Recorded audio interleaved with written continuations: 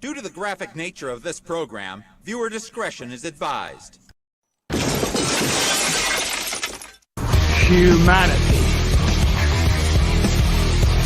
Look how far you've fallen.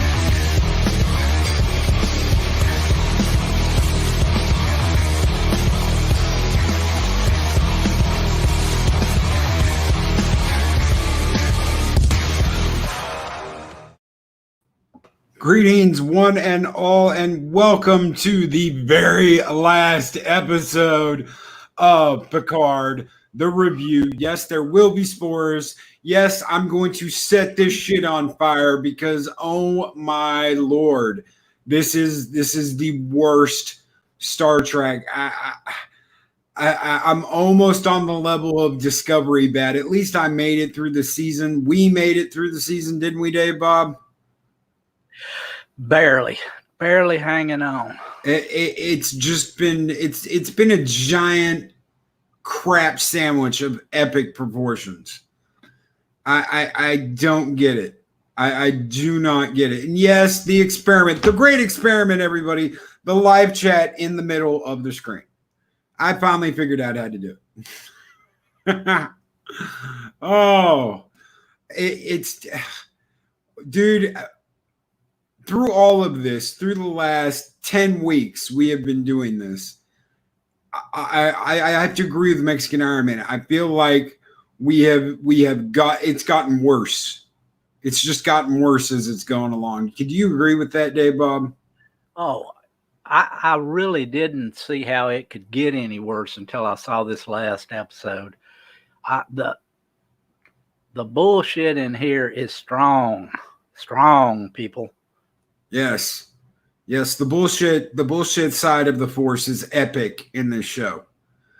And good morning, everybody. Good morning, Lady Miss Akasha, Mark the Infinitely Tired Knight of Ren 789, Kathia Star, Samantha Joe, Akasha, I already said Mark the Infinitely Tired, didn't I? You got two.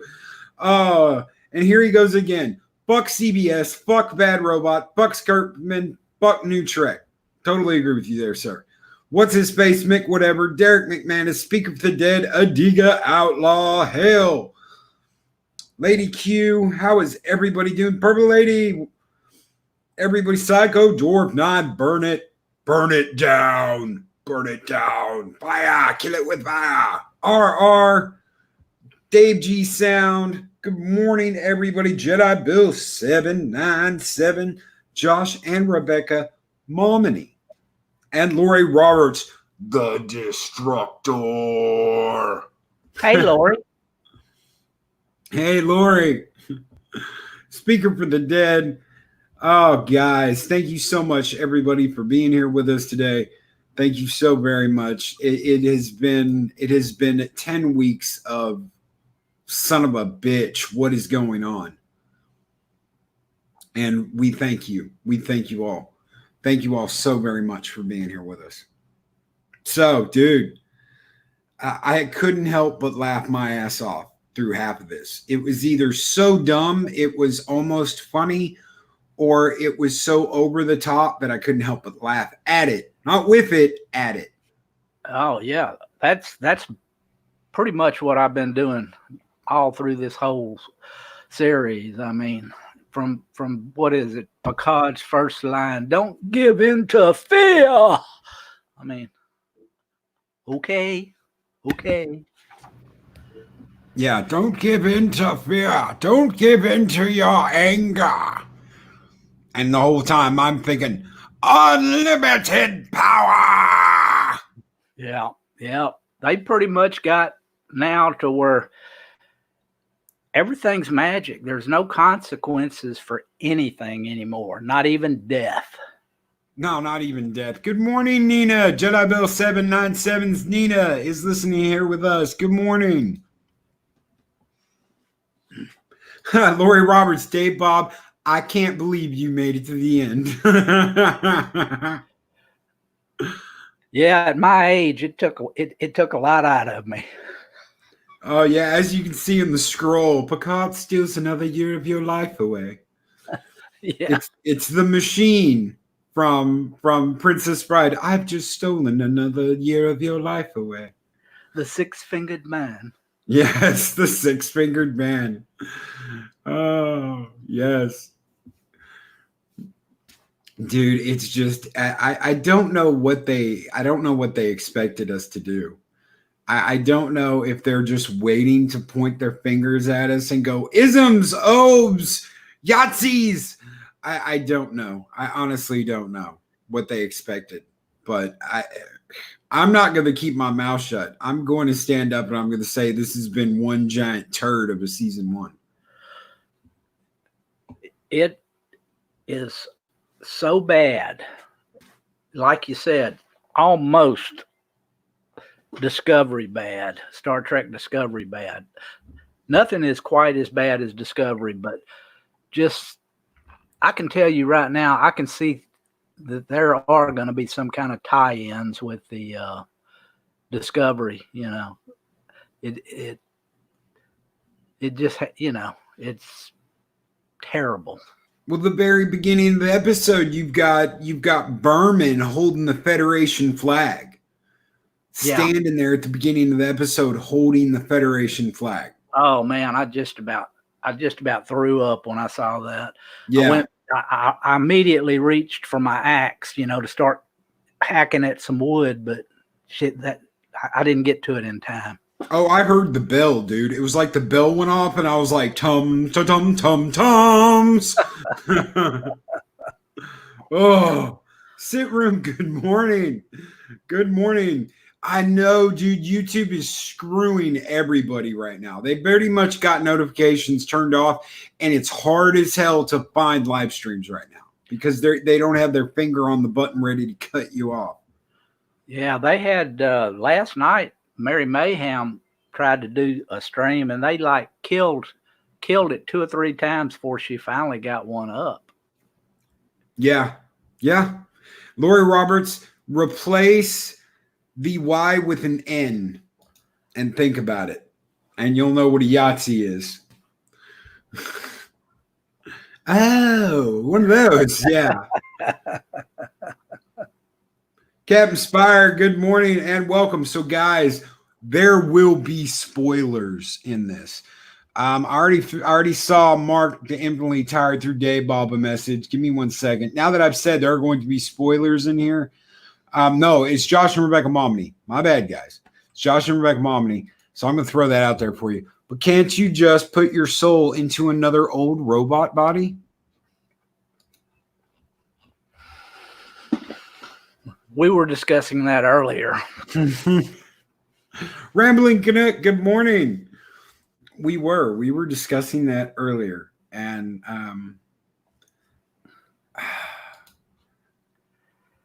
I know. God, why did Chef jump on me there? I'm a Knights of Ren. I'm a super casual Star Trek fan. What was the point of Picard? There was no point. To make us all dumber. We are all dumber, and we have 10 years less of our life because that show sucked that away. That show sucked that out of us. They're harvesting souls like that Angel episode with the Muppets. Yeah. They're harvesting people's souls because the show has no soul. It was a pure money grab. And, Pat Stewart, he came into this knowing that he was just going to put in a bunch of what he considers social issues and stuff into it and get a big paycheck. He really didn't have a whole lot of plan for the show, and neither did the writers. Canuck, I am glad you liked it, dude. I am glad you liked it. I did not, brother. I did not, but I'm glad you liked it. And I would like to say that for anybody out there listening that is like, dude, how could you not like this show? I'm glad you like it. I am. I truly am. I wish I could like it. I do. I wish I could like it like you guys do. I don't. Yeah. I'm not going to sit here and say, well, you can't be a real Star Trek fan because you like, no, sir. I have had people tell me I can't be a real Star Trek fan because I don't like it. Well, that's bullshit. I've been a Star Trek fan since I was in little kid shorts. Since I wore little kid clothes, I've been a Star Trek fan. I'm now grown up, and I'm still a Star Trek fan. I just don't like this. I wish from the bottom of my soul I could like this, but there is just no way that I can personally like it. If you like it, I'm 100%, glad that you do. It's people have different tastes. Yeah, that's right. People have different tastes, and I'm not gonna. I think, dude, guys, I think jumping on anyone because they like or don't like something is the completely wrong thing to do. That's one of the reasons why I'm on here. I am on here to give my opinion and talk about what I'd like or dislike about something. If you disagree with me, I'm not mad at you. I'm not upset. I'm not going to argue with you. I'm not going to fight with you. I'm glad you like it. Hell, guys, you could come in here and say you want Brie Larson to be the new leader of the MCU and be the head of the Avengers. That's great. If you like her that much, I am happy that you're happy. I won't be. I won't be, but I'm happy that you're happy. And I can't wait till next week because I want to hear from people like Rambling Canuck, different likes. We all like different things. I want to hear from people like you, brother. Next Thursday, we're going to have a panel, a 6-man panel, a 6-person panel, whatever. Because it's not going to be just guys. 6-person panel on Picard talking about our likes and dislikes. Because there are a couple of things about this show that I kind of liked. A couple of things. I just didn't like the majority of it. There are elements of the show that were enjoyable, but they were, in my view, very few and far between. There just wasn't enough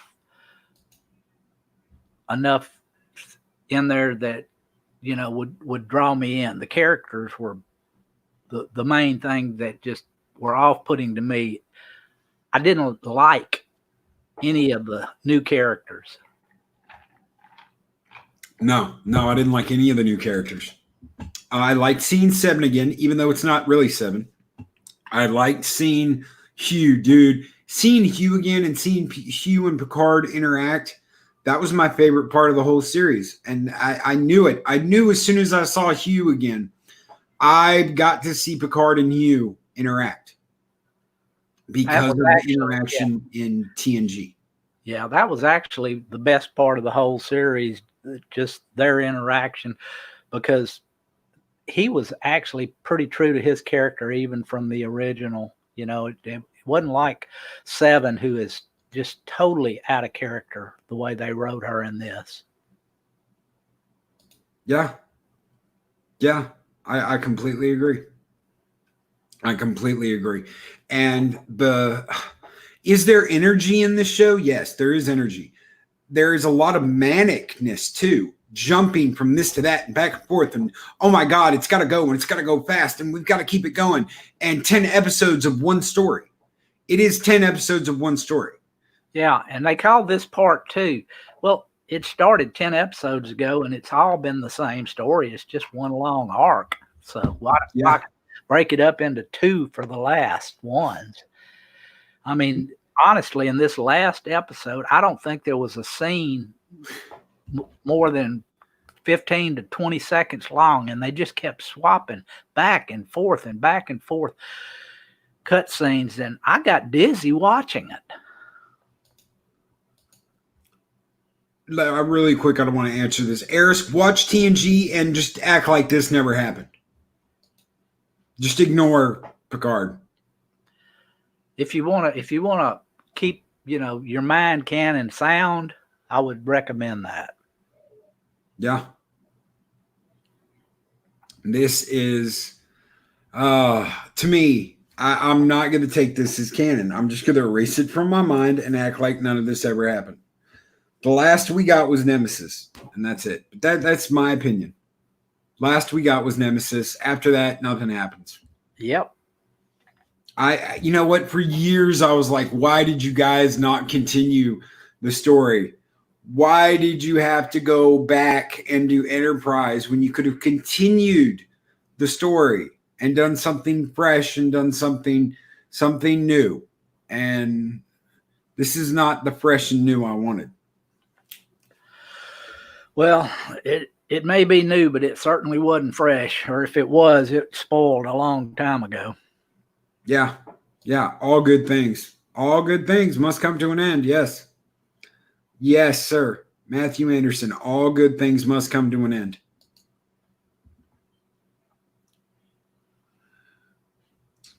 I don't know if I'd agree with you, Knight. I like Next Gen. I like the way they did the episodic format. I like that we weren't constantly dealing with one thing, but I like the way they did it in DS9 too, how everything kind of connected in the end. So I don't know if they found a good medium to do that. I think that's what the Orville's done.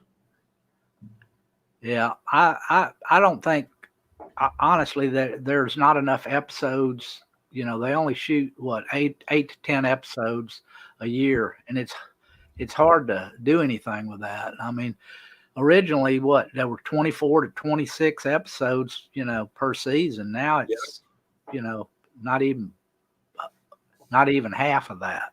Hell, one of the seasons of TOS went over 30 episodes. Oh yeah, back in the 60s, they had that was normal back then. They had 30 some odd episodes.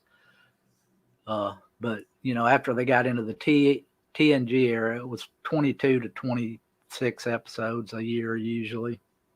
And now we're at 8 to 10. Yeah. Dude, correct me if I'm wrong, Dave Bob. Did they not say they spent like $100 million per episode? It was way up there. I'm not sure if $100 million is quite what it is. That would be $1 billion for this atrocity. It's hard to believe they spent that much. Where did the money go? Did it go directly to Patrick Stewart? If he did, I want him. I want his business manager to run my business. I don't know where that money went. I don't, because the special effects are nothing groundbreaking. There's nothing new special effects wise. And I want to tell you, they were actually fairly poor, in my opinion. Yeah. And they went super cheap, guys, on this episode. So, spoilers, we warned y'all. Here comes a spoiler.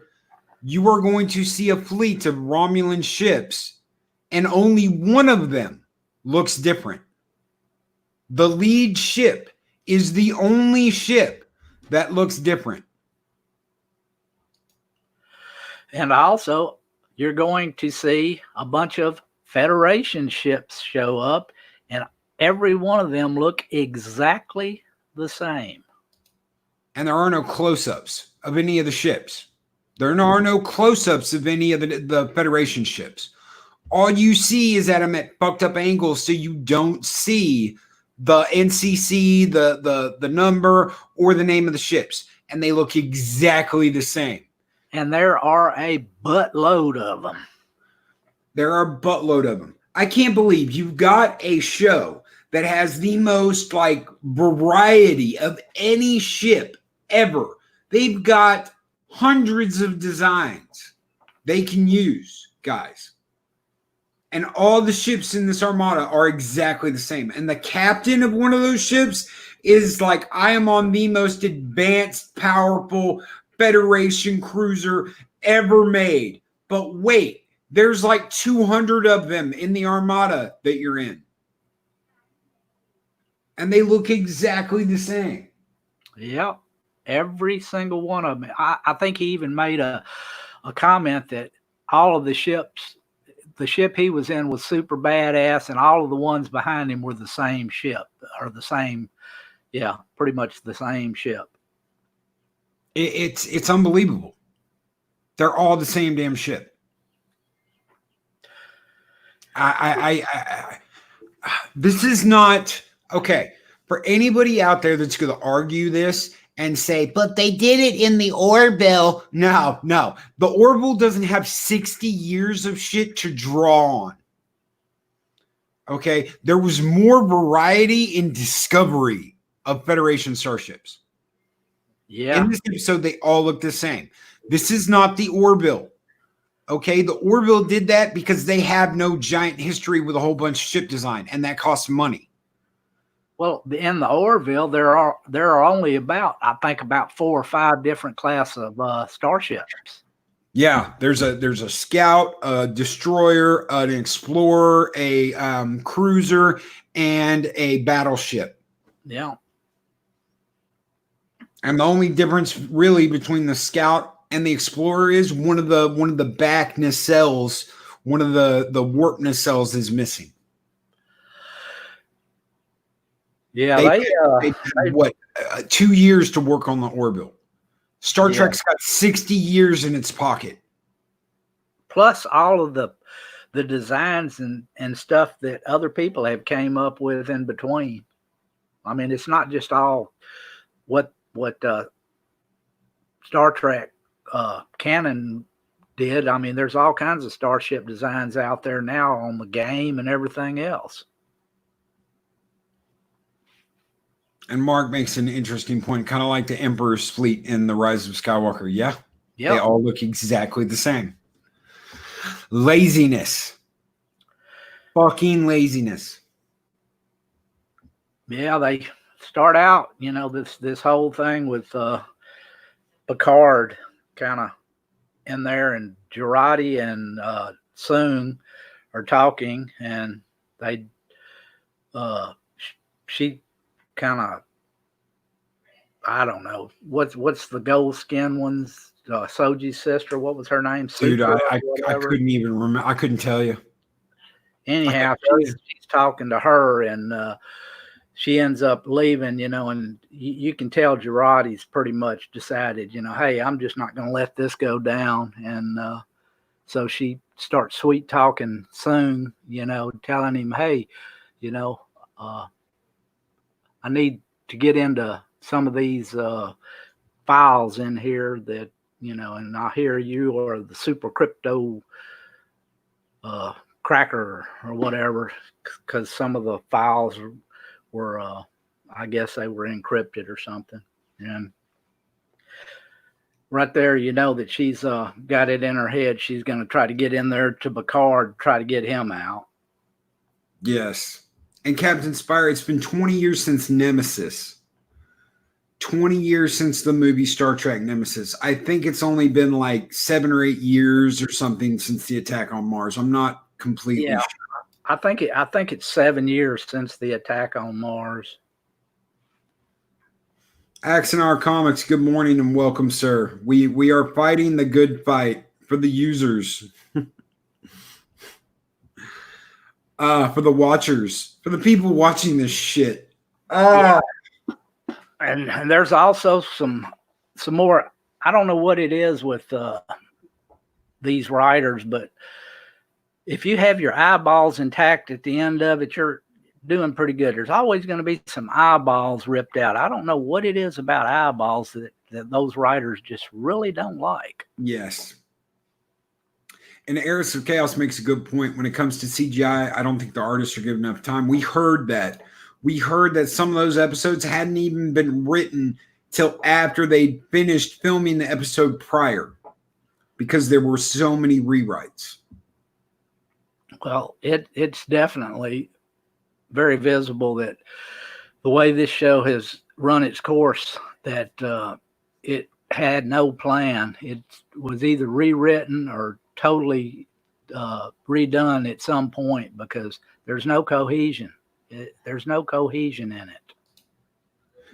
To answer your question, Matthew Anderson, this is part of the JJ timeline.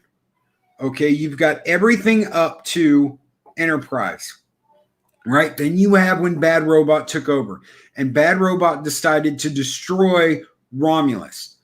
Spock goes back in time. This is after that. This is CBS canon after JJ took over, not pre-JJ.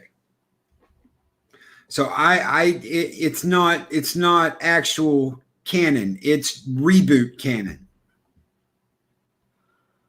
It's still all reboot canon. It's still incorporating elements of the very first Bad Robot Star Trek movie.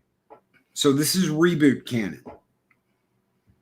Romulus was destroyed. Spock went back in time, which means Spock is no longer in this timeline. So the timeline was changed. Whether that timeline branched off or not, this is all directly come from Bad Robot and JJ Trek.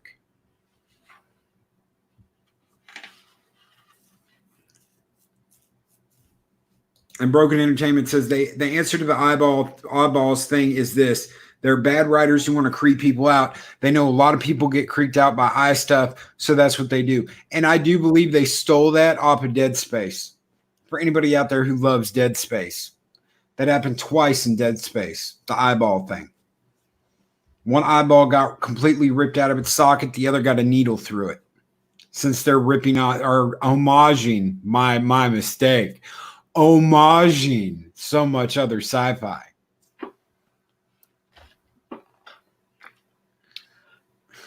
Yeah, they have it all in this episode. You have a girl fight with Twisted Sister and Seven. They get into it. Kind of pointless other than the fact that they need to kill her off because she's such a bad person. So, do you think she's dead? You never heard or saw the splat. No, but you heard her screaming from it. I don't know, all the way down. If she survived that, she had to transport. She had to use a transporter or something. That's what I was thinking. They transported her out. Yeah. Well, I thought she had been transported out of the ship, 2 episodes ago whenever all the Borg were on top of her and, when she transported. But apparently she just transported somewhere else in the ship, in the Borg cube. Yeah, Matthew Anderson, they stole a lot from stuff like Dead Space and Mass Effect. I completely agree. And Fallout too. Yeah, they just homage everything. Everything's an homage today, folks. Yeah. The homage today was directly from the MCU Avenger film with the portal above New York. Instead of New York, it's just over the planet that's bringing, the super bad android Godzillas from another universe and space and time. Oh, dude. Could you imagine? Space kaiju. Space kaiju. Hold on. What is the neutral zone rim? The new series Neutral Zone Rim, where space kaiju invade our galaxy and we must build giant space robots to stop it, called the Fenris Rangers.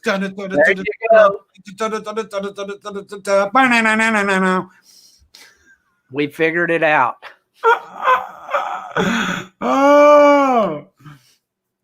Godzilla versus the Space Flowers. God, they went there. Yes, they did. Yes, they did. Oh, they have no originality about anything. It's comical how bad the writing is. It's literally comical. I actually laughed through some of this, and the scenes that were supposed to make you really sad and just get to you. There was only one of them that I actually kind of really got to me, but before that, honestly, I had no feeling about it at all. It was just like I didn't care. No, you just don't care, dude. If I'd have seen Picard breathe his last breath in Nemesis, I would have been in tears, folks. And you know what happened? I was just like, knew it was coming. And the timing on it, everything is the timing is always, he's in his final battle in space above the planet in the La Cucaracha.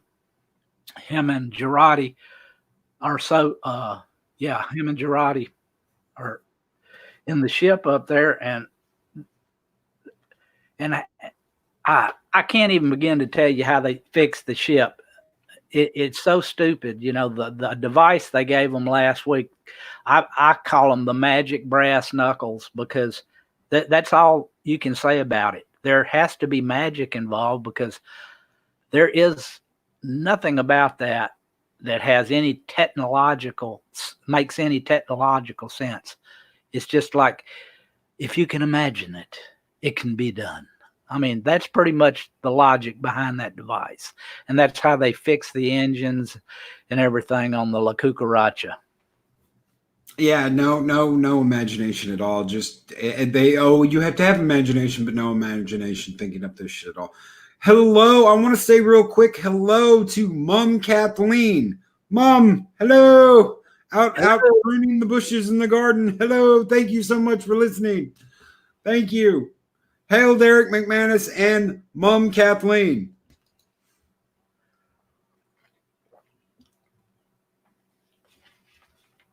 Yes, Picard, when they get into the big battle, you have all the Romulans show up, and Commander O, she gives a command to all of them that they have to do planet bombardment number 5 or something like that. I mean, it's just like, good Lord have mercy. How many planned bombardments do you have of a planet? I mean, you know, if you're going to blow the thing up, you blow it up. You don't have 15 different plans to do it. No, we'll pick number 5 to do this one. I mean, that's just bad writing. It is. It's bad and it's lazy. It's bad and it's lazy. And it's something we've come back to over and over and over again is bad and lazy. Bad and lazy, or just didn't have time. It got thrown together so fast, they just didn't have time to do it. Yeah, they're trying through this whole thing to, you know, be so suspenseful. You have Soji on the planet building this beacon or whatever. The whole time she's building this beacon, Picard's up there trying to keep the Romulans in check. They send up all the space flowers. There's a big battle, and then they decide they're going to do the Picard maneuver, but they're going to use the magic brass knuckles, because the magic brass knuckles can project hundreds of images of the spaceship out there, including warp signatures. You got to have the warp signatures in there, or else they'll know that it's not really there. And there you go, some more bad writing. And the way they Girardi figured it out, she put it on, and just about 100 copies of her face popped up around her. If she'd have projected that out into space instead of the ship they were in, the Romulans would have turned tail and run. I mean, oh no shit, dude! They would have turned tail and ran there. Oh God, no! And they all turned to stone children. Oh shit! Oh man. No, when she was talking about the bombardment, initiate bombardment plan number 5, I immediately thought of Rick Moranis as Darth Helmet. You know, oh my God, I'm surrounded by assholes. Keep firing, assholes. That's immediately what I thought of. I couldn't help it. I could not help it. It's comical. It's all cringe. I mean, it's just all cringe. And the whole time, you know, they're doing this just to try to keep the Romulans from firing on the planet. Soji's just feverishly working at trying to get this beacon built, and all she's doing is sitting there with it looks like a pyramid of Legos or light Legos. She's just moving around the whole time. It terrible graphics, terrible CG on that. I mean, it wasn't good at all. And they're trying to make it real suspenseful, and it was laughable. It really was. It was laughable because the crew of the Las Arena, La Cucaracha, whatever, they somehow got in there smuggling a bomb with Narek, using Narek as a shield to get in there, trying to destroy the thing. And I mean, it's just like I said, they're trying to make it real suspenseful, but it's laughable. It's like Get Smart. Yes. And I want to say, Rambling Canuck, you are correct. Normally, though, they aren't named after people. The Picard maneuver was named after Picard because it was like a revolutionary maneuver. It was something brand new. Nobody had ever thought of doing it before, and it was badass. Riker, there is a Riker maneuver named after what he did during the Borg conflict when he got Picard back, separating the ship and switching tactics. It was based on, if the enemy knows what you're going to do, flip the script, and that became the Riker maneuver. Flip it on them and do the exact opposite of what they're expecting. Very rarely are they named after people. It's not like everybody gets a name like the Cisco maneuver or the Janeway maneuver. It's like one of those once in a generation type of deals where someone does something absolutely revolutionary to change the name of the game. So I agree with you. There are named maneuvers, but they're special. It's not something that comes along every day. Maybe once, twice a generation, and that's it, for something that's revolutionary that changes the game. Yeah, in Insurrection, the Riker maneuver. Yes. And the Garth maneuver, the Garth of Axanon maneuver.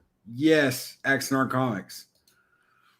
Where I'm not knocking that, they named the maneuver. I'm just knocking the fact that they, kind of rip it off, and it really wasn't the Picard maneuver, other than the fact that they just projected a bunch of ships out there.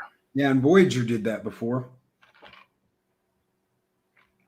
Voyager did that in one of the season finales. They had a whole bunch of little ships all around them that were holographic. There were holograms.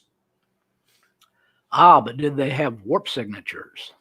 Yeah, they used subspace echoes and distortion fields to make it seem like the ships were real. Maneuver this. Yes, maneuver this. Yes, sir, number one sci-fi fan. Am I disappointed, guys? Yes, I am. I'm very disappointed. I wanted the show to be good. I did not get on here to talk shit about Picard. That is not why I started to do the show every Thursday about Picard. I set this up to do this every Thursday and got Dave Bob on board because I wanted to have a good time. I wanted to watch a good show and then talk a lot of good things about it. And that's there are aspects of the show that I was really looking forward to. I mean, it just nothing panned out. The Hugh and Picard meeting I thought was absolutely great. He treated Picard like Picard should have been treated from day one. And he's one of the only people in the show that did that. He said, "It is so good to see you. I can't believe you were here. Thank you for coming." It was like it was like Geordi, dude. It was like Geordi. Geordi should have been on the cube helping everybody. That's where Geordi should have been. I love the fact that it was Hugh. I hate the fact that he died. They killed him because I liked his character, but it was like seeing Geordi again interact with Picard. I can't believe you're here. I can't believe you're on this cube with me. And Picard freaking out because Picard's got like Borg PTSD. Yep. Lady Gravemaster, you have a wonderful day. I hope you hear this. Have a wonderful day. Thank you so much for coming. Thank you so much for being here with us and talking about this. Thank you. Take care. Take care and have a good day. Yeah, they were having this space battle, and the whole time down on the planet, everything that's going on down there, somewhere in the mix, they decided decided he was through with he was actually gonna throw in his lot with the humans, because I guess he figured, he had to do that too, because he found out somehow or another, looking through the records, they were downloading Sutra's, not Sutra, I can't remember what her name is, Saga, or Saja, or whatever her name was, her memories, and he looked in it and he saw that the bronze-skinned Soji was the one that actually stabbed her in the eye. And when he did that, he got mad and he switched her off somehow. He had a device that just turned her off. How you do that to an organic robot, I'm not real sure. It must be something to do with the brain, but if you shut somebody down, you'd think, the biological processes would stop, but I don't know. It never did. It just kind of left you hanging on that. I don't know whether she's dead or just deactivated. Can you answer that, Dave Bob? Josh and Rebecca Momney asked, why did Data want to die? That was exactly what I asked. That we were talking about that earlier. I said, is Data, suicidal? The only thing I can figure was that he was locked, or he was confined in that matrix alone for so long that he just, that to him was the only way out, was just to die. Because why they didn't before this put his consciousness, his mind, in one of the other robots that they've been building apparently for at least 10 to 15 years, because that's how long back it was that Rios met him, on his ship. I think it was 10 years before. And, why they hadn't put his mind into another one of those androids by then, I have no idea. I mean, why would you keep a consciousness locked in a box like that? To me, that's probably the reason why he wanted to die, because he had no interaction with anything other than that, that construct, nobody to talk to. And he just went kind of, I don't know, nuts. Well, if you go back, and I believe I'm going to look it up real quick. Star Trek TNG. I believe it is the two-parter called. No, it's not. Damn. Okay. Do y'all remember does anybody in here who's watched TNG remember the episode with Mark Twain? Yeah, that was okay. End of one season and start of another. Yep. And it was the time travel episode where Data goes back to San Francisco in like the 1800s. Okay. In that episode, they find Data's head. In Times Arrow. Thank you, Josh and Rebecca Momney. Times Arrow. In that episode, they find Data's head in a cave in San Francisco. And Geordi asked Data, well, aren't you like concerned about this, or aren't you worried about it? And he said, no, this entire time I have expected to live forever. Now I know I'm going to die. And he's like, well, doesn't that bother you? And he goes, no, that brings me one step closer to being a human being. That brings me one step closer to being a human being. Because as long as I'm immortal, I will never die and I will never experience death. Data talked about this. Data wanted to die one day. Even after he got his emotion chip and all of this, he wanted to die one day because it means his life has come full circle. He was born, he lived, he died, just like a human being. And what did Data want the entire time he was on TNG? To come closer to being a human being. Data had to die in order to experience life. Thank you very much, Samantha Joe. Data had to die in order to experience life. And I may be going way far back, too far back, because I'm sure they never thought of that. I'm sure they never did their homework, and I'm sure they never thought of that. But if Brent Spiner knows as much as he acts like he knows, he would know that, and he would remember that. Because no one knows no one knows Data as well as Brent does. So he would know that. And he would know that Data would want to die. As long as he was kept alive in that machine and all that shit, no. He's never going to die. And they're just going to use him. They're going to pull bits and pieces out of him and copy and paste and use him. Yeah. If they can, what did they say? They recreated him in that simulation from some of his experience that were downloaded into B4 and a positronic neuron. Yep. So Spiner might have been in a box as well. It's true. It's very true. We don't know. There's so much crap in this episode that I didn't like. Yeah. And the space orchid fleet, giant hippie flowers to the rescue. Question to the group from X&R Comics. What song was Data trying to whistle in the very first episode of TNG? I'll let the chat answer. I do know it, but I'll let the chat answer.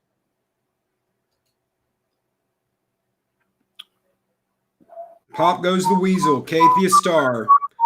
Kathia Star. Pop goes the weasel. How easily you humans do that. Yeah. Psychodorp 9 got it, but Kathia got it first.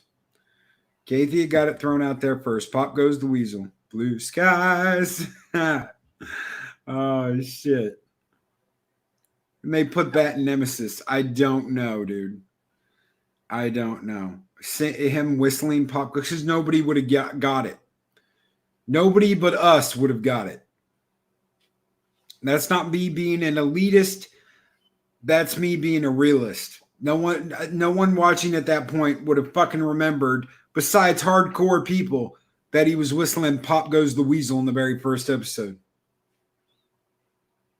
And then said how easily you humans do that. Akasha, you have a great day. We'll see you in just a little bit. You have a great day. I hope we see you tomorrow, too. Bye, Akasha.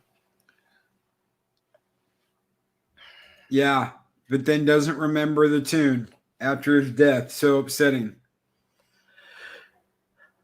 Yeah, let's talk a little bit about the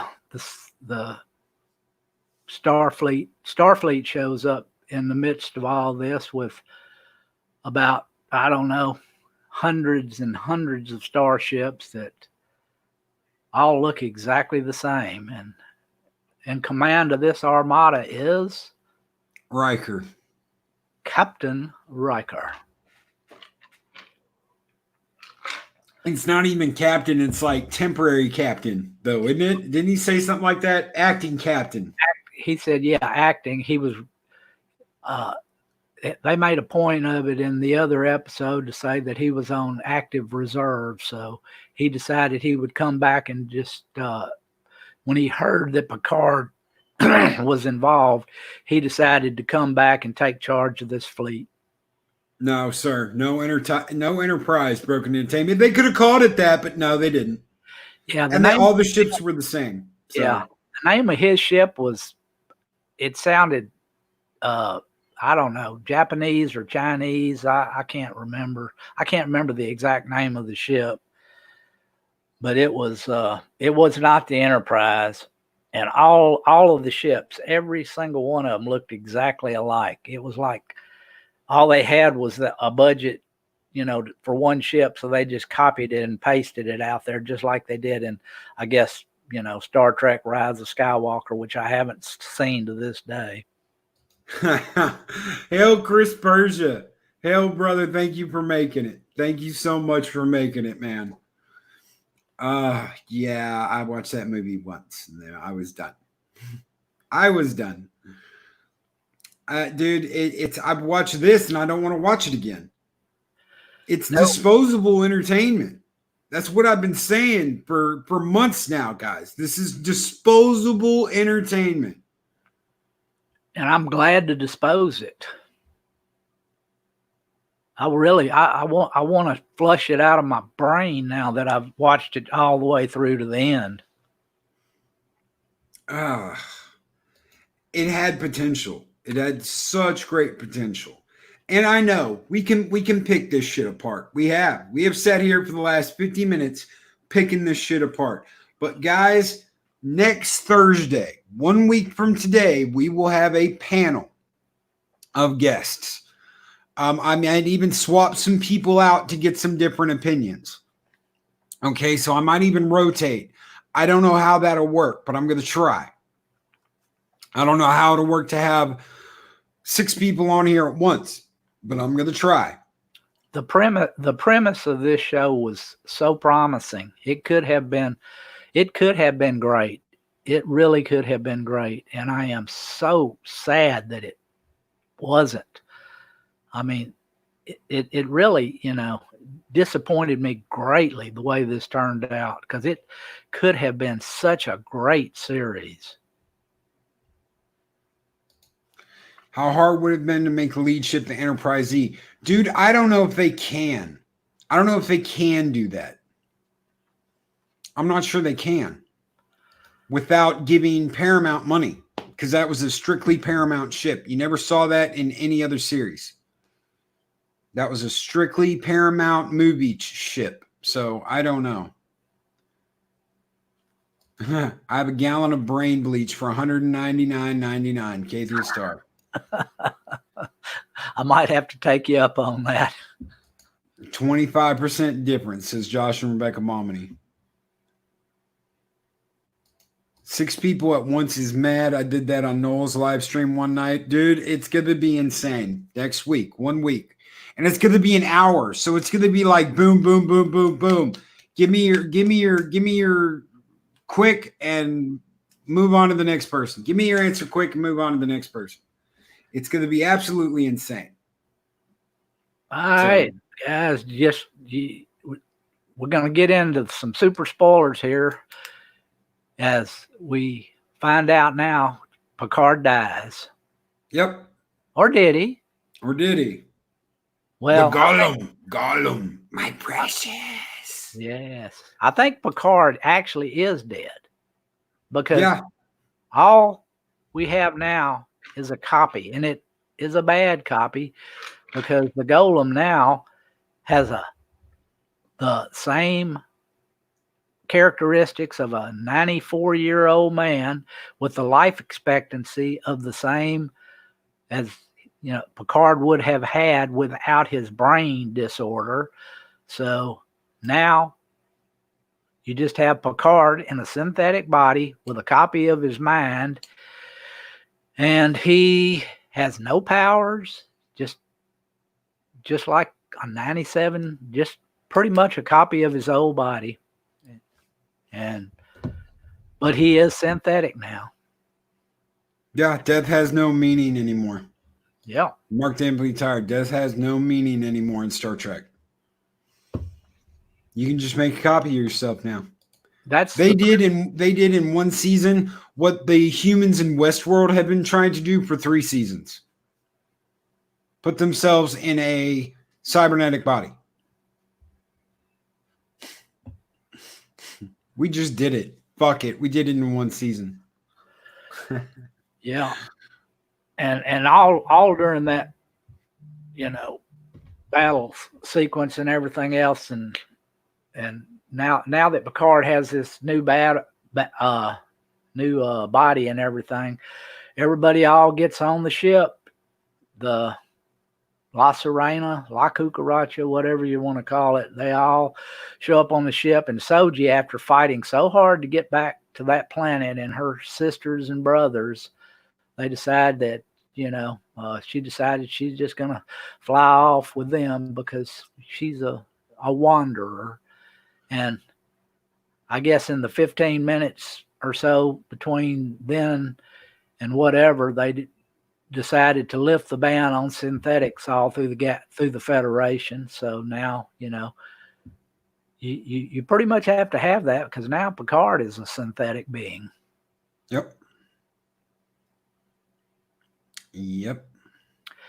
And that's how Star Trek dies, not with a bang, but with a whimper. And it's sad. It is sad because I wanted to love this. I really did. I wanted to love this. I guys, I don't like being negative. Yeah, I know. I can rant. I can knock on CBS's head, guys.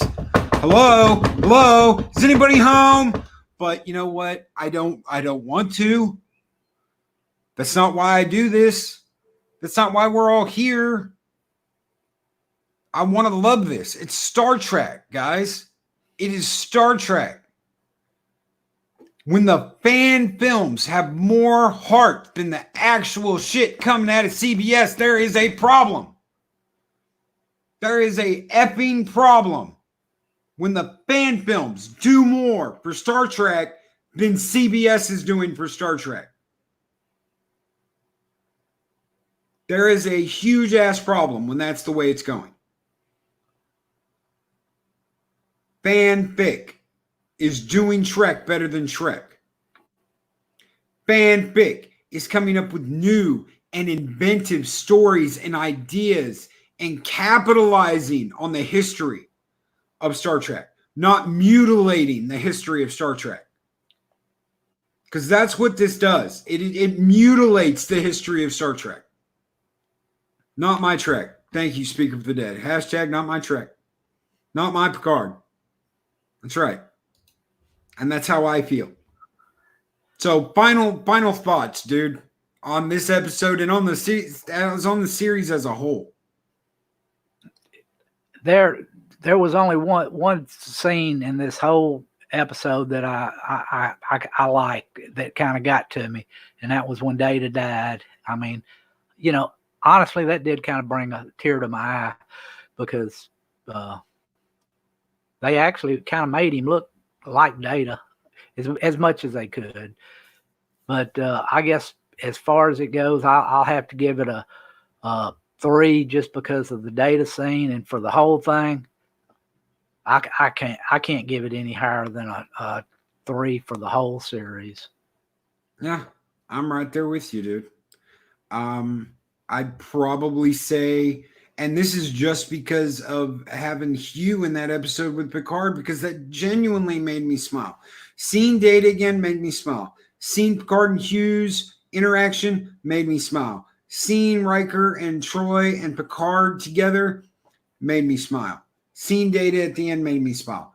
I would give this episode a 3, and I'd give the entire season a 3.5, maybe a 4, because there were things that made me smile. But on the whole, I didn't like it. As a whole, I didn't like it. It was a lot of it didn't make sense. And I'm not saying I don't get it, because I got it. I got what they were trying to do, guys. The way they did it did not make sense.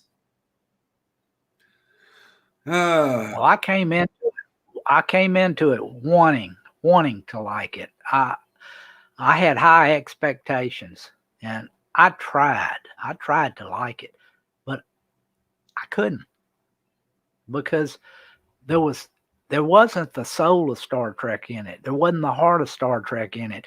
This dystopian, dark future, the way they wrote it, that's not what Star Trek is.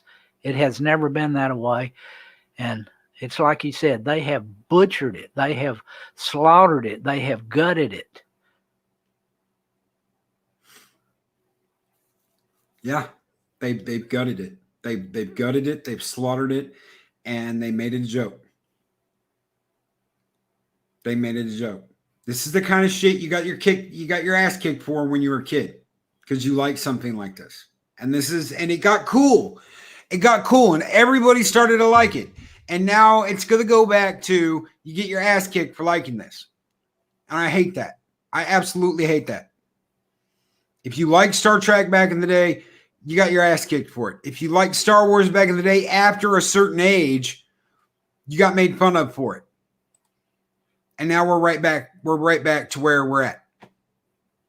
We're right back to this. So, guys, thank you so much.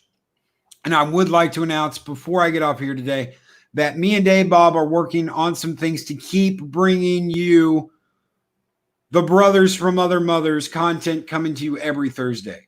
So Dave Bob and me are working on him continuing to guest every Thursday and us doing something with y'all on Thursdays. And I'm very happy about that. When I started doing videos, guys, and I started doing live streams, I said, I've got to have Dave Bob on one day. And the fact that he's going to continue doing this with me absolutely rocks. I cannot thank you enough, brother. Thank you. Well, I enjoy being on here with you. It's really one of the highlights of my week. Well, thank you. Thank you very much. And it is mine as well. It is mine as well. These are the fun days, brother. These are the fun days. So thank you. Thank you, everyone. I want to thank my Valkyries, Samantha Joe and Purple Lady. Thank you, Sit Room, Chris Persia, What's His Face, Mick Whatever, Shia Storm Dragon, Mark the Infinitely Tired, Lady Mist, Chris Persia, Hell Brother, Dave G Sound, Kate the Star, Jedi Bill 797, Lady Mist, Speaker for the Dead, Captain Spire, Sit Room. Did I say Dave G Sound already? Oh, well, I'll say it again. Dave G Sound, #1 sci-fi.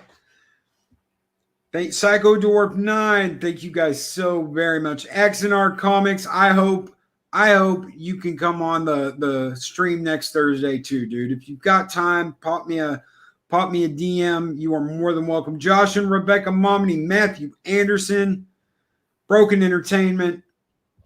Thank you guys so very, very much. I think I got everybody. I hope I got anybody. Akash is already gone. All right, guys. I will catch you tomorrow, and we will close out the week. And do not forget, we have a popcorn movie watch party on Saturday, 6 p.m. Central Standard Time, -6 GMT. And we will be watching Flash Gordon. Flash Gordon's alive. Y'all be safe out there. Y'all take it easy and be safe. See you tomorrow.